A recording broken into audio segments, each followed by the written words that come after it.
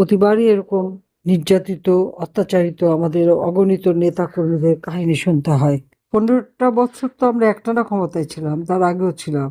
কিন্তু এইভাবে প্রতিপক্ষের উপরেই অত্যাচার বা সেই হাতের ভিতরে সেই লোহার পেরেক ঢুকিয়ে হাতুড়ি দিয়ে পিঠে পিঠে পেরেক ঢুকায়। এই বর্বরতা আজকে বিএনপি, আওয়ামী লীগের নেতাকর্মী, ছাত্রলীগের নেতাকর্মী বা আমাদের সহযোগী সংগঠন তাদের উপর করে যাচ্ছে। ১.৫ লক্ষের উপর আমাদের নেতা কর্মীদের গ্রেপ্তার করেছে। কারাগারের ভিতরে বয়োবৃদ্ধ তারা নির্যাতিত। এই নির্যাতন আর কত? সেই ছোট শিশু থেকে শুরু করে বয়োবৃদ্ধ কেউই এই অত্যাচার থেকে রেহাই পাচ্ছে না। এইরকম জঘন্য ঘটনা কিন্তু আমরা কখনো দেখিওনি, করিওনি। এবার দীর্ঘ ২ বছর পর ভারতের দিল্লি থেকে প্রকাশ্যে এসে দেশের পরিস্থিতি নিয়ে কথা বলতে গিয়ে শিশু রামিসার ঘটনায় অঝরে কেঁদে যা বললেন এবার সাবেক প্রধানমন্ত্রী শেখ হাসিনা।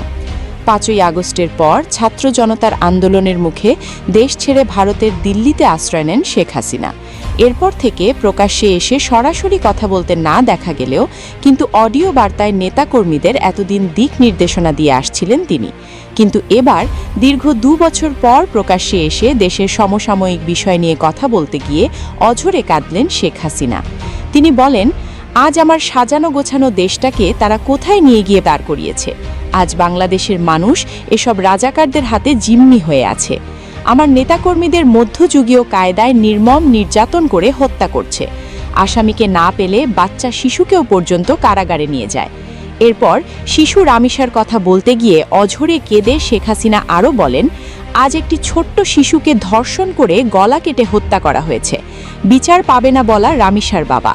কতটা আক্ষেপ নিয়ে একজন অসহায় বাবা এসব কথা বলতে পারে?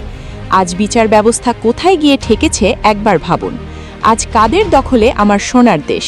তাই সময় এসেছে রুখে দাঁড়ানোর। ইনশাআল্লাহ আমি দেশে ফিরে আসব। জনগণের পাশে আছি সবসময়। ১.৫ মাসের শিশু, সেও কিন্তু তাকে সহ, অর্থাৎ ১.৫ মাসের শিশু থেকে শুরু করে ৩ বছর, ৭ বছর, ১৩ বছর অগণিত এরকম শিশুরা নির্যাতিত হতে পারে।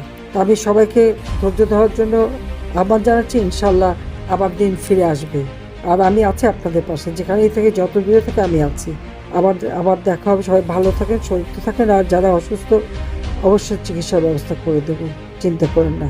জয় বাংলা, জয় বঙ্গবন্ধু, বাংলাদেশ চিরজীবী হোক। খোদা হাফেজ।